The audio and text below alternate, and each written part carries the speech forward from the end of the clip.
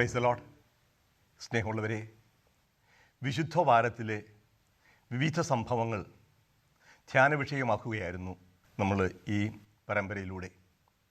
വലിയ ആഴ്ചയെന്നും വിശുദ്ധ വാരമെന്നും അറിയപ്പെടുന്ന 8 ദിവസങ്ങളിൽ പ്രധാനപ്പെട്ട 6 സംഭവങ്ങളാണ് നമ്മൾ ധ്യാന വിഷയമാക്കുന്നത്. യേശുവിൻ്റെ രാജകീയ പ്രവേശം ജെറൂസലം പട്ടണത്തിലേക്ക്, തുടർന്ന് ദേവാലയ ശുദ്ധീകരണം, യേശുവിൻ്റെ പെസഹ ആഘോഷം, അപ്പം മുറിക്കലിലൂടെ നടക്കുന്ന പെസഹ ആഘോഷം, ദുഃഖവെള്ളിയാഴ്ചത്തെ സംഭവങ്ങൾ, യേശുവിൻ്റെ മരണം, അതിനുശേഷം ദുഃഖശനി എന്നറിയപ്പെടുന്ന ദൈവത്തിൻ്റെ അസാന്നിധ്യം, അതിൻ്റെ ഏറ്റവും തിക്തമായ അനുഭവത്തിലൂടെ കടന്നു പോകുന്ന ദുഃഖശനി, ദൈവത്തിൻ്റെ സാന്നിധ്യം അനുഭവിക്കാൻ കഴിയാതെ പോകുന്ന, മരിച്ച് അടക്കപ്പെട്ട അവസ്ഥ. അവിടുന്ന് വരുന്ന അവസാനത്തെ ദൈവത്തിൻ്റെ മറുപടിയാണ് ഉത്ഥാനം. ആ ഉത്ഥാനമാണ് നമ്മൾ അവസാനത്തെ ഞായറാഴ്ച ആഘോഷിക്കുന്നത്. ഇന്ന് യേശുവിൻ്റെ ഉത്ഥാനത്തെക്കുറിച്ചുള്ള ചില വിചിന്തനങ്ങൾ പങ്കുവയ്ക്കാനാണ് ഞാൻ ആഗ്രഹിക്കുന്നത്. തുടക്കമായി വിശുദ്ധ ലൂക്കാ എഴുതിയ സുവിശേഷം 24-ാമത്തെ അധ്യായം 13 മുതൽ 35 വരെയുള്ള വാക്യങ്ങൾ ഞാൻ വായിക്കട്ടെ. വിശുദ്ധ ലൂക്കാ എഴുതിയ സുവിശേഷം അധ്യായം 24, തിരുവചനങ്ങൾ 13 മുതൽ 35 വരെ. ആ ദിവസം തന്നെ അവരിൽ 2 പേർ ജെറൂസലമിൽ നിന്ന് ഏകദേശം 60 സ്ഥാദിയോൺ അകലെയുള്ള എമ്മാവൂസ് ഗ്രാമത്തിലേക്ക് പോവുകയായിരുന്നു. ഈ സംഭവങ്ങളെക്കുറിച്ചെല്ലാം അവർ സംസാരിച്ചു കൊണ്ടിരുന്നു. അവർ സംസാരിക്കുകയും വാദിക്കുകയും ചെയ്തുകൊണ്ട് പോകുമ്പോൾ യേശുവും അടുത്തെത്തി അവരോടൊപ്പം യാത്ര ചെയ്തു. എന്നാൽ അവനെ തിരിച്ചറിയാൻ കഴിയാത്ത വിധം അവരുടെ കണ്ണുകൾ മൂടപ്പെട്ടിരുന്നു. അവരവരോട് ചോദിച്ചു, എന്തിനെക്കുറിച്ചാണ് നിങ്ങൾ സംസാരിക്കുന്നത്? അവർ മ്ലാനവദനരായി നിന്നു. അവരിൽ ക്ലെയോപ്പാസ് എന്നു പേരായവൻ അവനോട് ചോദിച്ചു, ഈ ദിവസങ്ങളിൽ ജെറൂസലമിൽ നടന്ന സംഭവമൊന്നും അറിയാത്ത അപരിചിതനാണോ നീ? അവൻ ചോദിച്ചു, ഏതു കാര്യങ്ങൾ? അവർ പറഞ്ഞു, നസ്രായനായ യേശുവിനെക്കുറിച്ച് തന്നെ. അവൻ ദൈവത്തിൻ്റെയും മനുഷ്യരുടെയും മുമ്പിൽ വാക്കിലും പ്രവൃത്തിയിലും ശക്തനായ പ്രവാചകനായിരുന്നു. ഞങ്ങളുടെ പുരോഹിത പ്രമുഖന്മാരും നേതാക്കളും അവനെ മരണവിധിക്ക് ഏൽപ്പിച്ചു കൊടുക്കുകയും ക്രൂശിക്കുകയും ചെയ്തു. ഇസ്രായേലിനെ മോചിപ്പിക്കാനുള്ളവൻ ഇവനാണ് എന്ന് ഞങ്ങൾ പ്രതീക്ഷിച്ചിരുന്നു. ഇതൊക്കെ സംഭവിച്ചിട്ട് ഇത് 3-ാം ദിവസമാണ്. ഞങ്ങളുടെ കൂട്ടത്തിലുള്ള ചില സ്ത്രീകൾ ഞങ്ങളെ വിസ്മയിപ്പിച്ചു. ഇന്ന് രാവിലെ അവർ കല്ലറയിങ്കൽ പോയിരുന്നു. അവൻ്റെ ശരീരം അവർ അവിടെ കണ്ടില്ല.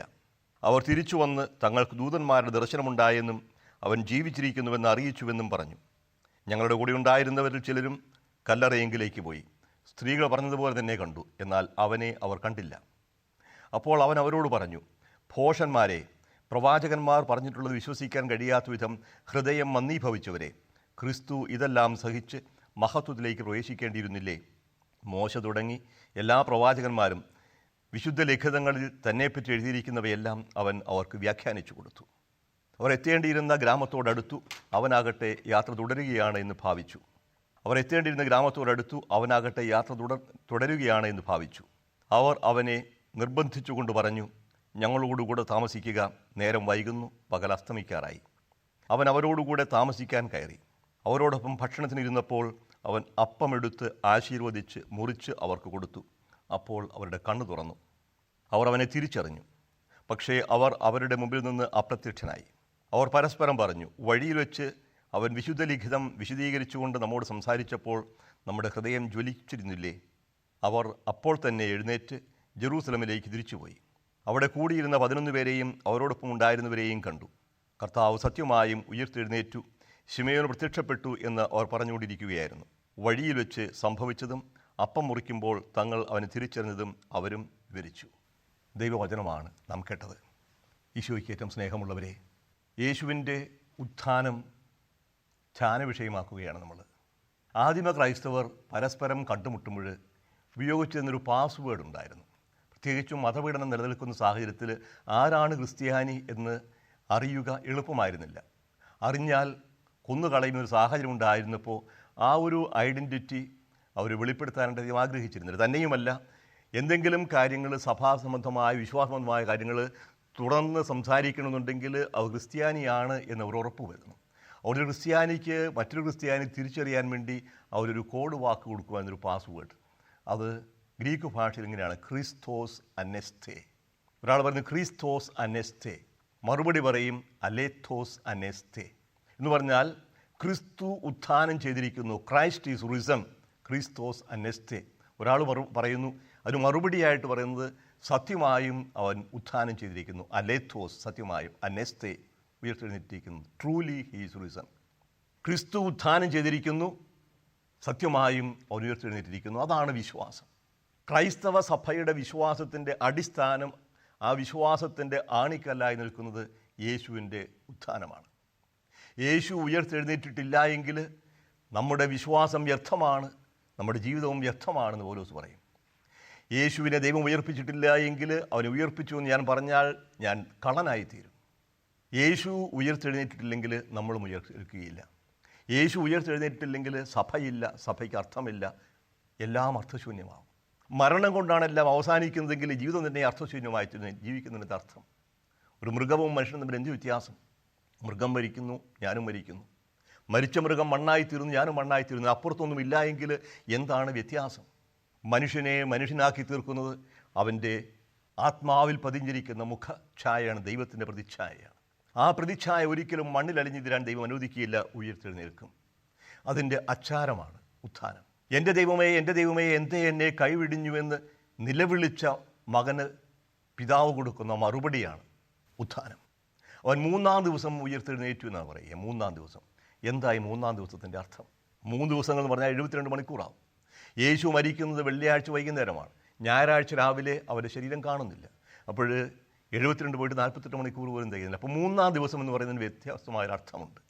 3-ാം ദിവസം എന്ന് പറഞ്ഞാൽ ദൈവം ചരിത്രത്തിൽ ഇടപെടുന്ന അവസരമാണ്.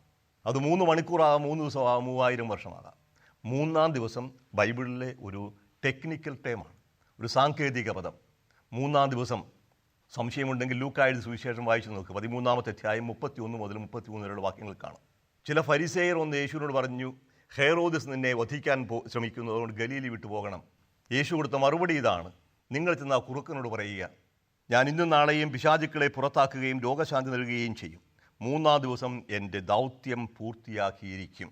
എങ്കിലും ഇന്നും നാളെയും മറ്റന്നാളും ഞാൻ യാത്ര തുടരേണ്ടിയിരിക്കുന്നു. എന്നാൽ ജെറൂസലമിന് പുറത്തു വെച്ച് ഒരു പ്രവാചകൻ നശിക്കുക സാധ്യമല്ല. കൃത്യം 3 ദിവസമല്ല അവിടെ അർത്ഥമാക്കുന്നത്. യേശുവിനെ സംബന്ധിച്ച് ദൈവത്തിൻ്റെ പദ്ധതി പൂർത്തിയാകുന്ന ദിവസമാണ് 3-ാം ദിവസം. അത് ചിലപ്പോൾ 1 വർഷവും ആകാം. ഇവിടെ 3-ാം ദിവസം ഉയർത്തെഴുന്നേറ്റു എന്ന് പറയുമ്പോൾ കൃത്യമായിട്ട് എത്ര മണിക്കൂർ സമയം യേശു മരിച്ച് കല്ലറയിലായിരുന്നു എന്ന് പറയുകയല്ല അർത്ഥം. യേശുവിൻ്റെ ഉത്ഥാനം എന്ന് പറയുന്നത് ദൈവിക പ്രവൃത്തിയാണ് എന്ന് എടുത്തു കാണിക്കാൻ വേണ്ടിയാണ്. 3-ാം ദിവസം അത് ഉയർത്തെഴുന്നേറ്റു എന്നാണോ ഉയർപ്പിക്കപ്പെട്ടു എന്നാണോ? രണ്ടും പറയുന്നുണ്ട് സുവിശേഷങ്ങളിൽ. ഞാൻ ഉയർത്തെഴുന്നേൽക്കുമെന്ന് പറയും, ഉയർപ്പിക്കപ്പെടുമെന്നും പറയും. ആരംഭകാലത്തൊക്കെ ക്രൈസ്തവർ വിശ്വസിച്ചതും ഏറ്റുപറഞ്ഞതും അവൻ 3-ാം ദിവസം ഉയർപ്പിക്കപ്പെട്ടു.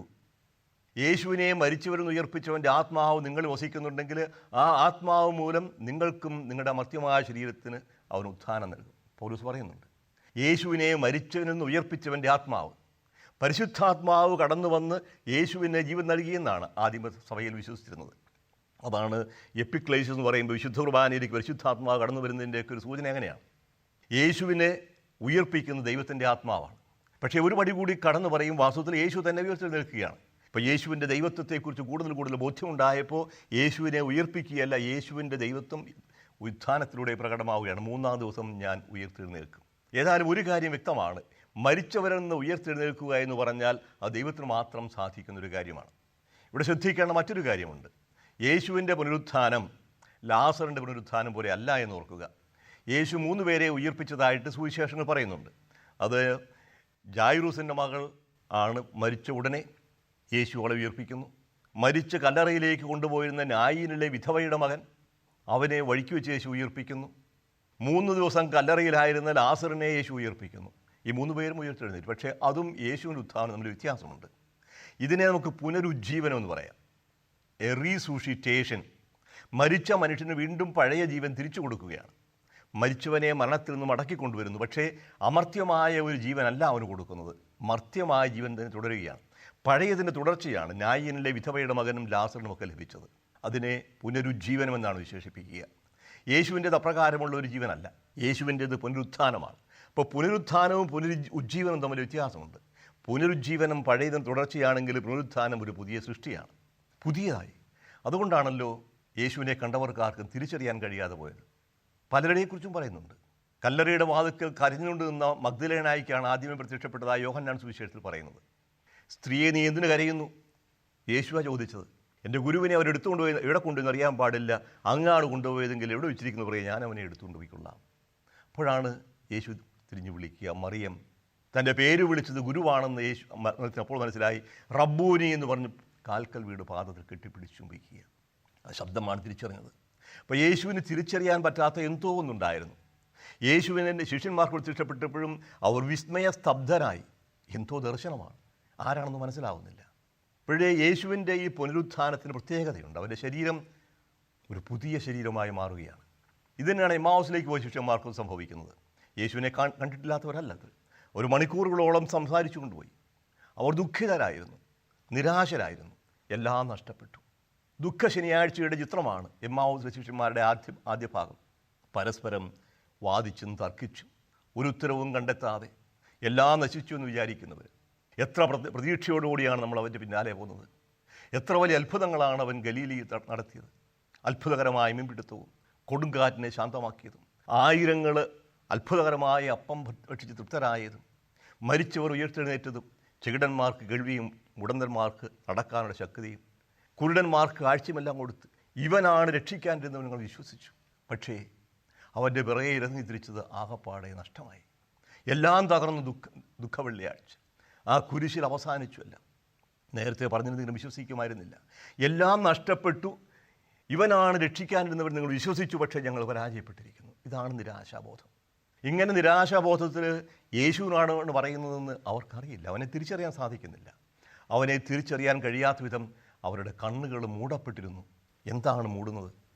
കാറ്ററാക്ട് ബാധിക്കുന്നതാവാം. തിമിരം. എൻ്റെ കണ്ണിൽ അല്പം തിമിരം ബാധിച്ചിട്ടുണ്ട്. ഒരു മൂട് എല്ലാം കാണുക. ഇങ്ങനെ ഒരു തിമിരമാണോ അത്? അല്ല. കണ്ണുകൾക്കുണ്ടാകുന്ന തിമിരമല്ല, ആത്മാവിന് ബാധിക്കുന്ന തിമിരമാണ്. യേശുവിനെ തിരിച്ചറിയാൻ കഴിയാതെ പോവുക. തൻ്റെ സ്വന്തം ദുഃഖത്തിലും നിരാശയിലും നഷ്ടബോധത്തിലും നിസ്സഹായതയിലും ആണ്ടുപോകുന്ന മനുഷ്യൻ തൻ്റെ മുമ്പിൽ നിൽക്കുന്ന ദൈവത്തെ തിരിച്ചറിയാൻ കഴിയാതെ പോവുക. അവന് ദൈവത്തിന് പ്രത്യേകമായ ഒരു സ്പർശനം ലഭിക്കണം, എങ്കിലേ തിരിച്ചറിയൂ.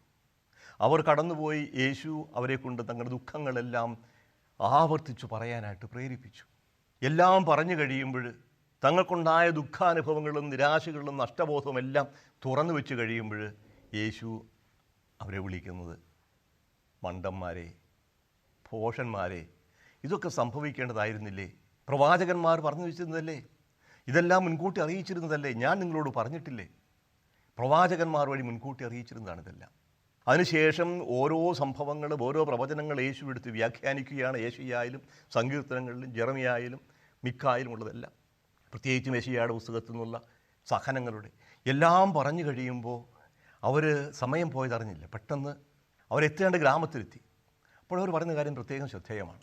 അവർ യേശുവിനെ ആണെന്ന് അറിഞ്ഞുകൊണ്ടല്ല വിളിക്കുന്നത്. അപരിചിതനാണ്. അപരിചിതനായ വ്യക്തിയോട് പറയും, ഞങ്ങളുടെ കൂടെ വരൂ, സമയം സന്ധ്യയാവുകയാണ്, ഞങ്ങളുടെ കൂടെ വസിക്കൂ. പലപ്പോഴും ചിന്തിക്കാറുണ്ട്, എന്തുകൊണ്ടാണ് അവരിങ്ങനെ വിളിക്കുന്നത്? യേശുവാണെന്ന് അറിഞ്ഞതുകൊണ്ടല്ല, യേശുവാണെന്ന് അവർ അറിഞ്ഞിട്ടില്ല. ഈ അപരിചിതനെ എന്തുകൊണ്ട് അവർ തങ്ങളുടെ വീട്ടിലേക്ക് ക്ഷണിക്കുന്നു? രണ്ട് സാധ്യതയുണ്ട്. ഒന്നുകിൽ ഈ അപരിചിതൻ്റെ കൂടി നടന്നപ്പോൾ അവർക്ക് സന്തോഷമായിരുന്നു, വലിയ ഒരു അനുഭൂതിയായിരുന്നു, അതുകൊണ്ട് ഇനിയും കേൾക്കണം എന്നുള്ള ആഗ്രഹമാകാം. പക്ഷേ അതിനേക്കാൾ കൂടുതൽ സന്ധ്യയാകുന്നു എന്ന് പറയുമ്പോൾ അർത്ഥമാക്കുന്നത് ഇവൻ യാത്ര തുടരുകയാണ്. എങ്ങോട്ടാണ് ഈ അപരിചിതൻ പോവുക? ഈ അപരിചിതൻ രാത്രിയിൽ എവിടെ ചെന്ന് വസിക്കും? അപ്പോൾ അവർ തങ്ങളുടെ ദുഃഖത്തിൽ നിന്ന് ഈ അപരിചിതൻ്റെ അവസ്ഥയിലേക്ക് ചിന്തകൾ മാറ്റി. ഇവന് വസിക്കാൻ ഇടം കൊടുക്കണം, അപരിചിതനെ വീട്ടിൽ കയറ്റി താമസിപ്പിക്കാൻ സന്നദ്ധരാകുന്നു, അതുകൊണ്ട് ഞങ്ങളുടെ കൂടെ വരൂ, നേരം വെളുത്തിന് ശേഷം പോകാം. അപരിചിതനെ വീട്ടിൽ കയറ്റി താമസിപ്പിക്കാൻ മാത്രമല്ല, ഭക്ഷണമൊരുക്കാനും തയ്യാറായി. ആ ഭക്ഷണമേശയിൽ വെച്ചാണ് യേശു അവർക്ക് വെളിപ്പെടുത്തി കൊടുക്കുക. അപരിചിതനായാലും തന്നെ വീട്ടിലേക്ക് ക്ഷണിക്കുകയും തങ്ങളുടെ ഭക്ഷണത്തെ അവരെ പങ്കുകൊടുക്കുകയും ചെയ്യുമ്പോൾ യേശു തന്നെ ബാക്കി തുടരുകയാണ്. അപ്പം എടുത്തു മുറിച്ചു അവർക്ക് കൊടുത്തപ്പോൾ അവരുടെ കണ്ണുകൾ തുറന്നു. അപ്പം മുറിക്കലിലാണ് അവർ കണ്ണു തുറന്നത്. അതിനു മുമ്പ് പറഞ്ഞതൊന്നും മനസ്സിലായില്ല. പക്ഷേ അപ്പോഴേ കണ്ണു തുറക്കുമ്പോൾ യേശു മുമ്പിലില്ല. ഒരു പുതിയ അനുഭവത്തിലേക്ക് കടന്നു വരികയാണ്. എന്താണ് ലൂക്കായിലൂടെ പറയുക? നമ്മുടെ ദുഃഖങ്ങളും നിരാശകളുമൊക്കെ അവൻ്റെ പാദത്തിൽ അർപ്പിക്കുക, അവനെ ഹൃദയത്തിലേക്ക് ക്ഷണിക്കുക, ഭവനത്തിലേക്ക് ക്ഷണിക്കുക, അപരിചിതനെ വീട്ടിൽ കയറ്റി താമസിപ്പിക്കാൻ സന്നദ്ധമാവുക, അപ്പം കൊടുക്കുക. ആ അപ്പം മുറിക്കലിൽ നീ ദൈവത്തെ കണ്ടെത്തും. അപ്പം മുറിച്ചതിൽ യേശുവിനെ തിരിച്ചറിഞ്ഞു. ആ തിരിച്ചറിഞ്ഞ നിമിഷം അവൻ അപ്രത്യക്ഷനായി. ഇനി അവർക്ക് യേശുവിൻ്റെ ശാരീരികമായ സാന്നിധ്യം ആവശ്യമില്ല. അവർ തിരിച്ചറിഞ്ഞു. അപ്പോൾ അവർ പറയും, അവൻ നമ്മോട് സംസാരിച്ചുകൊണ്ടിരുന്നത് നമ്മുടെ ഹൃദയം ജ്വലിക്കുകയായിരുന്നില്ലേ? നമ്മുടെ ദുഃഖങ്ങളൊക്കെ എവിടെ പോയി? യേശുവുമായി സംസാരിച്ചു കഴിഞ്ഞപ്പോൾ ദുഃഖങ്ങൾ മറന്നു, അകന്നു, എല്ലാം മാറി. പ്രതീക്ഷയായി. ഉദ്ധിതനെ കണ്ടതോടുകൂടി അവരുടെ പ്രത്യാശ തിരിച്ചു വന്നു. ജീവിതത്തിന് അർത്ഥമായി. ഇതുവരെ തർക്കിച്ചും വാദിച്ചും അലസരായി വിഷാദിച്ച് എന്തി വലിഞ്ഞു പോയവർ ശീഘ്രമായി തിരിച്ചു പോവുകയാണ് സന്തോഷത്തോടെ. ഇനി അവർക്കൊന്നേ ഉള്ളൂ, ഈ കിട്ടിയ അനുഭവം പങ്കുവയ്ക്കണം. യേശു ഉയർത്തെഴുന്നേറ്റിരിക്കുന്നു, യേശു ജീവിക്കുന്നു എന്ന് എല്ലാവരോടും അറിയിക്കണം. അവർ തിരിച്ചു ചെല്ലുമ്പോൾ കേൾക്കുന്നതാണ് സന്തോഷത്തിൻ്റെ ആരവമാണ്. ഇതുവരെ ഭയപ്പെട്ടിരുന്നവർ സന്തോഷിക്കുകയാണ്. അവർ ഉയർത്തെഴുന്നേറ്റിരിക്കുന്നു, പത്രോസിന് പ്രത്യക്ഷപ്പെട്ടു, വീണ്ടും പലർക്കും പ്രത്യക്ഷപ്പെട്ടു. അപ്പോൾ യേശുവിനെ തിരിച്ചറിയാൻ കഴിയാതെ പോയിരുന്നു. കാരണം ആ ശരീരം പഴയ ശരീരം തന്നെയല്ല. ആ ശരീരത്തിന് ഒരു രൂപാന്തരീകരണം സംഭവിച്ചിരുന്നു. അപ്പോഴേ ഉത്ഥാനവും പുനരുജ്ജീവനും തമ്മിൽ വ്യത്യാസമുണ്ട്. ഉത്ഥാനത്തിലൂടെ സംഭവിക്കുന്നത് ഒരു പുതിയ സൃഷ്ടിയാണ്. ഈ ശരീരത്തിൻ്റെ പ്രത്യേകതകളെക്കുറിച്ച് സഭാപിതാക്കന്മാർ പഠിപ്പിക്കുന്നത് 3 കാര്യങ്ങളാണ്. 1, ഈ ശരീരത്തിന് ഉണ്ടാകുന്ന ലഘുത്വം. 2, അക്ഷയം. 3, ദീപ്തി. ലഘുത്വം എന്ന് പറഞ്ഞാൽ സ്ഥലകാല പരിമിതികൾക്ക് അതീതമാണ് ഈ ശരീരം. ഒരേ സമയത്ത് പല സ്ഥലത്തും പ്രത്യക്ഷപ്പെടാം, അവ എല്ലായിടത്തും പ്രത്യക്ഷപ്പെടാം. അതിന് ദൂരം ബാധകമല്ല, വാതിൽ കടഞ്ഞിരിക്കുന്നതും ബാധകമല്ല. ശരീരം ഉണ്ടെങ്കിലും ആ ശരീരം ആത്മീയമായ ശരീരമാണ്. നമ്മുടെ ശരീരത്തിൻ്റെ പോയ ബലഹീനതകളില്ല, അതിന് പരിധികളില്ല, പരിമിതികളില്ല. അതിന് വിശപ്പില്ല, ദാഹമില്ല. അപ്പുറത്ത് ഒരു പ്രത്യേക ശരീരമാണിത്. രണ്ടാമത്തേത്, ഇതിന് പരിമിതികളില്ല. വാതിൽ അടച്ചിരിക്കുമ്പോൾ അകത്ത് കിടക്കാൻ സാധിക്കും. അക്ഷയമാണ്, ഇത് ക്ഷമിക്കുകയില്ല, ഇത് ഒരിക്കലും നശിക്കുകയില്ല. ഈ ശരീരം ഇത് ഇനി ഒരിക്കലും നശിക്കാത്ത അക്ഷയം. ലഘുത്വം, അക്ഷയം. ദീപ്തി, പ്രകാശമാനമാണ്. ദൈവത്തിൻ്റെ പ്രകാശത്താൽ പ്രശോഭിക്കുന്നതായിരിക്കും ഈ ശരീരം. ഇങ്ങനെ ഒരു പുതിയ ശരീരമാണ് യേശുവിൻ്റേത്. യേശു എപ്രകാരം ഉയർപ്പിക്കപ്പെട്ടുവോ അപ്രകാരം നമ്മളും ഉയർപ്പിക്കപ്പെടും. ഇതാണ് നമ്മുടെ ഇതിനർത്ഥം. അപ്പോൾ ഇത് മനസ്സിലാക്കാൻ വളരെ ബുദ്ധിമുട്ടുണ്ടായിരുന്നു. അതുകൊണ്ട് തന്നെ വളരെ പ്രയാസമായിരുന്നു അവർക്കും. ശിഷ്യന്മാരാദ്യം വിശ്വസിക്കാൻ തയ്യാറായില്ല. തങ്ങളൊരു ഭൂതത്തെ കാണുകയാണ്, അല്ലെങ്കിൽ വെറൊരു ദർശനമാണ്, മിഥ്യയാണെന്ന് വിചാരിച്ചപ്പോൾ യേശു പറയും, എന്തെങ്കിലും ഉണ്ടോ തൊട്ടു നോക്കൂ, ഭക്ഷണമുണ്ടെങ്കിൽ കൊണ്ടുവരൂ. ഭക്ഷിച്ച് കാണിച്ചു. ഭക്ഷണം ആവശ്യമുണ്ടായിട്ടല്ല, താൻ യഥാർത്ഥത്തിൽ മടങ്ങി വന്നിരിക്കുന്നു എന്ന് പറയാൻ വേണ്ടിയാണ്. അപ്പോഴെന്താണ് ഈ ഉത്ഥാനത്തിൻ്റെ അർത്ഥം? ഉത്ഥാനത്തിൻ്റെ അർത്ഥം ഇതാണ്: നമ്മുടെ ഇതൊന്നും നഷ്ടപ്പെട്ടു പോകുന്നില്ല. മരണം ജീവിതത്തിൻ്റെ അവസാന വാക്കല്ല, അതിനപ്പുറത്തൊരു ജീവിതമുണ്ട്. അഥവാ യഥാർത്ഥമായ ജീവിതം തുടങ്ങുന്നത് മരണത്തിനപ്പുറത്താണ്. യഥാർത്ഥമായ ജീവിതം ആരംഭിക്കുന്നത് മരണത്തോടു കൂടിയാണ്. മരണത്തോടുകൂടി ഈ നശ്വരമായ ഭൂമിയിൽ നിന്ന്, ശരീരത്തിൽ നിന്ന് അനശ്വരതയുടെ കവാടങ്ങളിലേക്ക് കടക്കുകയായി, അനശ്വരതയിലേക്ക്. അതോടുകൂടി മറ്റൊന്നുകൂടി സംഭവിക്കുന്നു. യേശു ഉയർപ്പിക്കപ്പെട്ടതുപോലെ നമ്മളും ഉയർപ്പിക്കപ്പെടും. അപ്പോൾ ഇതാണ് പൗലോസ് ലിഹ തുടങ്ങുന്നത്. കൊറിന്ത്യർക്ക് എഴുതിയ 1-ാം ലേഖനം 15-ാമത്തെ അധ്യായത്തിൽ ഈ ഉത്ഥാനത്തിൻ്റെ അടിസ്ഥാനത്തിലാണ് പൗലോസ് പറയുക.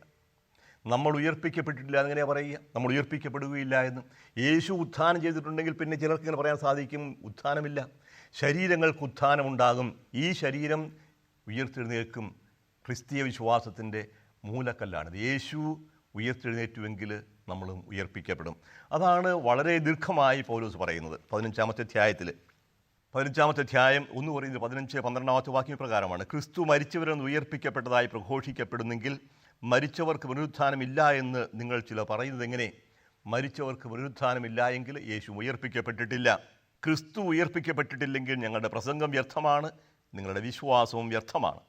മാത്രമല്ല, ഞങ്ങൾ ദൈവത്തിനു വേണ്ടി കപടസാക്ഷ്യം വഹിക്കുന്നതായിത്തീരുന്നു. എന്തെന്നാൽ ദൈവം ക്രിസ്തുവിനെ ഉയർപ്പിച്ചുവെന്ന് ഞങ്ങൾ സാക്ഷ്യപ്പെടുത്തി. മരിച്ചവർ യഥാർത്ഥത്തിൽ ഉയർപ്പിക്കപ്പെടുന്നില്ലെങ്കിൽ ദൈവം ക്രിസ്തുവിനെയും ഉയർപ്പിച്ചിട്ടില്ല. അപ്പോൾ യേശുവിൻ്റെ ഉത്ഥാനത്തിൻ്റെ അവശ്യ ഘടകമാണ്, അതിൻ്റെ ഒരു കോൺസിക്വൻസാണ്, ഫലമാണ് നമ്മളെല്ലാവരും ഉയർത്തെഴുന്നേൽക്കും. ഈ ജീവൻ അക്ഷയമായി മാറും. ഈ ശരീരം ഉയർത്തെഴുന്നേൽക്കും. ഇതേ ശരീരത്തോടു കൂടി ആയിരിക്കില്ല, രൂപാന്തരീകരിക്കപ്പെടും. പുതിയൊരു ശരീരം. ഇതാ എല്ലാം ഞാൻ നവീകരിക്കുന്നു. വെളിപാട് പുസ്തകത്തിൽ കണ്ടതെങ്ങനെയാണ്? എല്ലാം നവീകരിക്കുന്നു. എല്ലാം നവീകരിക്കുന്നുണ്ടെങ്കിൽ ഈ ശരീരവും അക്ഷയമായിരിക്കും. ക്ഷയമുള്ളത് അക്ഷയമാകും. നശ്വരമായത് അനശ്വരമായി തീരും. ഇനി ഒരിക്കലും ദുഃഖമോ മുറവിളിയോ ഉണ്ടാവുകയില്ല, കണ്ണീരോ മരണമോ വേദനയോ ഉണ്ടാവുകയില്ല. മരിച്ചവർ ഉയർപ്പിക്കപ്പെടും. ഇതാണ് ക്രിസ്തീയ സഭയുടെ വിശ്വാസം. നമ്മൾ ഏറ്റുപറയുക. ഈ വിശ്വാസമാണ് എല്ലായിടത്തും പ്രഘോഷിക്കപ്പെടുന്നത്. ഈ വിശ്വാസമാണ് നമ്മുടെ ജീവിതത്തിന് അർത്ഥം നൽകുന്നത്. യേശുവിൻ്റെ ഉത്ഥാനമാണ്, ഉത്ഥാനത്തിൻ്റെ പ്രകാശമാണ് ജീവിതത്തെ മുഴുവൻ പ്രകാശമാനമാക്കുക. ഈ ഭൂമിയെ, ഈ ലോകത്തെ നവീകരിക്കുന്നതും യേശുവിൻ്റെ ഉത്ഥാനം തന്നെയാണ്. അപ്പോൾ ഉത്ഥാനം ഒരു പുതിയ തുടക്കമാണ്. ഇതാ എല്ലാം ഞാൻ നവീകരിക്കുന്നു, വീണ്ടും പുതുതായി തുടങ്ങുന്നു. മരണത്തോടുകൂടി അവസാനിച്ചു എന്ന് വിചാരിച്ചത് അവസാനമല്ല, ഒരു തുടക്കമാണെന്ന് മനസ്സിലാവുകയായി. ശിഷ്യന്മാരത് മനസ്സിലാക്കി. അതുകൊണ്ടാണ് അവർ പിന്നീട് സന്തോഷത്തിലൂടെ എല്ലായിടത്തും പോയി പ്രഘോഷിക്കുക. ഈ ഉത്ഥിതനായ ക്രിസ്തുവിനെ ഇന്ന് എവിടെ കാണാൻ സാധിക്കും? ഞങ്ങളവനെ കണ്ടു എന്ന് പറയുന്നവർ ഇന്നെവിടെയാണ് കാണുക? ചിലർ യേശുവിനെ കാണുന്നതായിട്ട് പറയുന്നത്, പക്ഷേ എല്ലാവർക്കും ആ ദർശനം അനുവദിച്ചിട്ടില്ല. കാണാതെ വിശ്വസിക്കുന്നവർ ഭാഗ്യവാന്മാരെന്നാണല്ലോ തോമായോട് പറയുക. തോമസേ, നീ എന്നെ കണ്ടതുകൊണ്ട് വിശ്വസിച്ചു, പക്ഷേ കാണാതെ വിശ്വസിക്കുന്നവർ ഭാഗ്യവാന്മാർ. അപ്രകാരമുള്ള ഭാഗ്യമാണ് നമുക്ക് നൽകിയിരിക്കുന്നത്. എന്നാലും യേശുവിനെ എവിടെ കണ്ടുമുട്ടാൻ സാധിക്കും? മത്തായി എഴുതിയ സുവിശേഷം 28-ാമത്തെ അധ്യായം 20-ാമത്തെ വാക്യത്തിൽ പറയും, ഇതാ യുഗാന്തം വരെ ഞാൻ നിങ്ങളോടുകൂടി ഉണ്ടായിരിക്കും. നമുക്കറിയാം, മത്തായും യോഹന്നാനും സ്വർഗാരോഹണത്തെക്കുറിച്ച് പറയുന്നില്ല, മർക്കോസും ലൂക്കായും പറയുന്നുണ്ട്. പക്ഷേ സ്വർഗാരോഹണം എന്നുകൊണ്ട് പറയുന്നതുകൊണ്ടും അർത്ഥമാകുന്നതാണ് ദൈവം നമ്മോടുകൂടിയുണ്ട്, യേശു നമ്മോടുകൂടെ. എവിടെയാണ്? നമുക്കറിയാം, വചനത്തിലൂടെ, സുവിശേഷ വാക്കുകളിലൂടെ, വചനത്തിലൂടെ ദൈവം നമുക്ക് സമീപസ്ഥനാണ്. യേശു നമ്മോട് തൻ്റെ വചനത്തിലൂടെ സംസാരിക്കുന്നു. ബൈബിളിലൂടെ, വചനത്തിലൂടെ ദൈവം നമുക്ക് സമീപസ്ഥനാണ്. വിശുദ്ധ കുർബാനയിലൂടെ, കൂദാശകളിലൂടെ നമുക്ക് സന്നിഹിതനാണ്. ഇതെൻ്റെ ശരീരമാകുന്നു, വാങ്ങി ഭക്ഷിക്കുവിൻ. യേശുവിനെ സ്വീകരിക്കുന്നു. ഓരോ കൂദാശയിലൂടെയും യേശുവിൻ്റെ തന്നെ സാന്നിധ്യമാണ് നമുക്ക് അനുഭവവേദ്യമാകാൻ സാധിക്കുക. വചനത്തിൽ, കൂദാശകളിൽ, എൻ്റെ ഹൃദയത്തിൽ ദൈവത്തിൻ്റെ സാന്നിധ്യം എനിക്ക് അനുഭവിക്കാൻ സാധിക്കും. ഇതാ ഞാൻ നിന്നോടുകൂടി ഉണ്ടായിരിക്കും ലോകാവസാനം വരെ. പ്രാർത്ഥനയിലൂടെ ഞാൻ യേശുവിൻ്റെ അടുക്കിലേക്ക് തിരിയുമ്പോൾ യേശുവിൻ്റെ സാന്നിധ്യം എനിക്ക് അനുഭവിക്കാൻ സാധിക്കും. അവൻ നമ്മൾ ആരിൽ നിന്നും അകലെയല്ല. സ്വർഗമെന്ന് പറഞ്ഞാൽ അങ്ങകലെയുള്ള എന്തോ ഒരു യാഥാർത്ഥ്യമല്ല. സ്വർഗം ദൈവമാണ്. ദൈവം നമ്മുടെ കൂടെയുണ്ട്, നമ്മുടെ ഉള്ളിൽ തന്നെ. അപ്പോൾ ഉള്ളിലേക്ക് കടക്കുക. യേശു പറഞ്ഞില്ലേ, നിൻ്റെ മുറിയിൽ കടന്ന് കഥ കടയ്ക്കുക. നിൻ്റെ മുറിയിൽ, നിൻ്റെ ഹൃദയത്തിൽ വസിക്കുന്ന ദൈവത്തിൻ്റെ അടുക്കിലേക്ക് കണ്ടുതിരിക്കുക. ഈശ്വരനെ തേടി ഞാൻ നടന്നു എന്ന് മനോഹരമായൊരു പാട്ടുണ്ടല്ലോ, ആബേലച്ചൻ്റേതാണ്. കടലുകൾ കടന്ന് ഞാൻ തിരഞ്ഞു, അവിടെയുമില്ല ഇവിടെയുമില്ല ഈശ്വരൻ, വിജനമായ ഭൂമിയിലുമില്ല എന്ന് അലഞ്ഞു തിരിയുന്നവനോട് പറയും, അവസാനം എന്നിലേക്ക് ഞാൻ കടന്നു, ഹൃദയത്തിലേക്ക് ഞാൻ കടന്നു, അവിടെയാണ് ഈശ്വരൻ്റെ വാസം. എൻ്റെ ഹൃദയത്തിൻ്റെ ശ്രീകോവിലിൽ അവൻ വസിക്കുന്നുണ്ട്. മാത്രമല്ല, സഭയിൽ യേശുവിന് സന്നിഹിതനാണ്. സഭാ സമൂഹത്തിൽ, സഭ യേശുവിൻ്റെ ശരീരമാണെന്നാണ് പറയുക. സഭയിൽ നമ്മൾ ഒരുമിച്ച് ജീവിക്കുമ്പോൾ, ഒരുമിച്ച് വിശുദ്ധ കുർബാന അർപ്പിക്കുമ്പോൾ, കൂദാശകൾ പങ്കുചേരുമ്പോൾ, ദൈവത്തിൻ്റെ വചനം ധ്യാനിക്കുമ്പോൾ സഭാ സമൂഹത്തിൽ യേശുവിൻ്റെ സാന്നിധ്യം അനുഭവവേദ്യമാകും. യേശുവിൻ്റെ ശരീരത്തിലെ അവയവങ്ങളാണ് നമ്മൾ നോക്കുക. ഇതിലെല്ലാം പ്രധാനമായി യേശു എടുത്ത് പറയുന്നൊരു കാര്യമുണ്ട്. വിശക്കുന്നവരിൽ, ദാഹിക്കുന്നവരിൽ, രോഗികളിൽ, അശരണരാകുന്നവരിൽ യേശുവിൻ്റെ സാന്നിധ്യമുണ്ട്. അതാണ് യേശു പ്രത്യേകമായിട്ട് നമ്മോട് പറയുക. മത്തായി എഴുതിയ സുവിശേഷം 25-ാമത്തെ അധ്യായത്തിൽ പ്രത്യേകം പറയുന്നുണ്ട്, എനിക്ക് വിശന്നു, നിങ്ങൾ എനിക്ക് ആഹാരം തന്നു. എനിക്ക് ദാഹിച്ചു, നിങ്ങൾ എനിക്ക് കുടിക്കാൻ തന്നു. ഞാൻ നഗ്നനായിരുന്നു, നിങ്ങൾ ഉടുപ്പിച്ചു. ഞാൻ രോഗിയായിരുന്നു, എന്നെ സന്ദർശിച്ചു. കാരാഗ്രഹത്തിലാണ് നിങ്ങൾ എന്നെ കാണാൻ വന്നു. എപ്പോഴാണ് ഇതെല്ലാം ചെയ്തെന്ന് ചോദിക്കുമ്പോൾ, ഈ എളിയ സഹോദരങ്ങൾ ഒരുവന് ചെയ്തപ്പോൾ എനിക്ക് തന്നെയാണ് ചെയ്തത്. ഇപ്പോഴേ പാവപ്പെട്ടവരോട് താതാത്മ്യപ്പെടുന്ന യേശു, അവരെയാണ് വിശുദ്ധ അമ്മ ത്രേസ്യ, മദർ തെരേസ യേശുവിനെ കണ്ടത്. അവിടെയാണ് സകല വിശുദ്ധരും കാണുക. അവിടെ കാണണം, അതാണ് നമ്മൾ പറയുക. യേശുവിനെ കാണാൻ വേണ്ടി ദേവാലയത്തിലേക്ക് പോകുന്ന വ്യക്തി വഴിയിൽ കിടക്കുന്ന മുറിവേറ്റവനെ കാണാതെ പോയാൽ ദേവാലയത്തിൽ യേശുവിനെ കണ്ടെത്താൻ സാധിച്ചില്ല എന്ന് അറിയണം. അപ്പോൾ ഇന്ന് വേദനിക്കുന്നവരോട് താതാത്മ്യപ്പെടുന്ന ഒരു യേശുവുണ്ട്. ഉദ്ധിതനായ യേശുവിനെ ഇന്ന് ഈ വേദികളിൽ, 5 വേദികളിലും കണ്ടെത്താൻ സാധിക്കും. ഒരിക്കൽ കൂടി ആവർത്തിക്കട്ടെ, ദൈവത്തിൻ്റെ വചനത്തിൽ, കൂദാശകളിൽ, യേശുവിൻ്റെ ശരീരമാകുന്ന സഭയിൽ, എൻ്റെ ഹൃദയത്തിൽ വേദനിക്കുന്ന വ്യക്തികളിൽ, ഇവിടെയെല്ലാം ഇന്ന് യേശു സന്നിഹിതനാണ്. അപ്പോൾ യേശുവിനെ തിരിച്ചറിയാൻ നമുക്ക് സാധിക്കണം.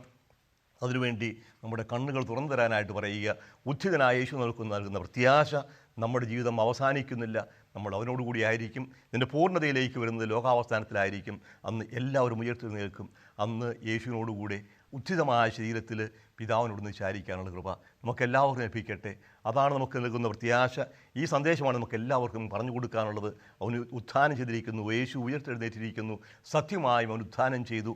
ആ ഉത്ഥാനത്തിൽ നമ്മളും പങ്കുചേരുമെന്ന വിശ്വാസത്തോടു കൂടി നമുക്ക് പ്രാർത്ഥിക്കാം. കാരുണ്യവാനും സ്നേഹനിധിയുമായ ദൈവമേ, എൻ്റെ ദൈവമേ, എൻ്റെ ദൈവമേ, എന്നെ കൈവിടിഞ്ഞ് നിലവിളിച്ചപ്പോൾ മകന് മറുപടി കൊടുക്കാതിരുന്ന അവിടുന്ന് 3-ാം ദിവസം അവൻ്റെ ജീവിതത്തിലേക്ക് ഇറങ്ങി വന്ന് ഉയർപ്പിച്ചതായി ഞങ്ങൾ മനസ്സിലാക്കുന്നു. മരണത്തിനപ്പുറത്തേക്ക് നയിക്കുന്നതാണ് അവിടുത്തെ സ്നേഹം. സ്നേഹം മരണത്തേക്കാൾ ശക്തമാണ്. കല്ലറയിൽ ഒതുങ്ങി നിൽക്കുകയില്ല ആ സ്നേഹം. അടച്ച് മുദ്ര വെച്ച് കാവൽ നിന്ന കല്ലറ തുറന്നു. അവിടെ യേശുവിൻ്റെ ശരീരം ഉണ്ടായിരുന്നില്ല. അടച്ചിട്ട കല്ലറകളെല്ലാം അവിടുന്ന് തുറക്കും. ശരീരങ്ങൾ അക്ഷയമായി, ദീപ്തമായി ഉത്ഥാനം ചെയ്യും. ഈ പ്രതീക്ഷ ഞങ്ങൾക്ക് നൽകുന്ന ആ വാഗ്ദാനത്തിലൂടെ ഞങ്ങൾക്ക് ഉറപ്പ് നൽകിയിരിക്കുന്ന കാരുണ്യവാനായ ദൈവമേ, ഞങ്ങളങ്ങയെ സ്തുതിക്കുന്നു. കർത്താവായ ഈശോയെ, അങ്ങയെ ഞങ്ങളുടെ ജീവിതത്തിൽ കണ്ടെത്താൻ, ഞങ്ങളുടെ സഭയിലും സഹോദരങ്ങളിലും ഞങ്ങളുടെ തന്നെ സമൂഹത്തിലും ഹൃദയത്തിലും അവിടുത്തെ കണ്ടെത്താനുള്ള കൃപ ഞങ്ങൾക്ക് നൽകണമേ.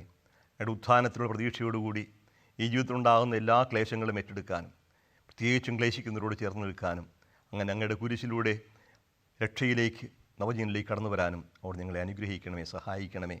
പരിശുദ്ധ അമ്മേ, ഞങ്ങൾക്ക് വേണ്ടി പ്രത്യേകമായിട്ട് മാധ്യസ്ഥം വഹിക്കണമേ.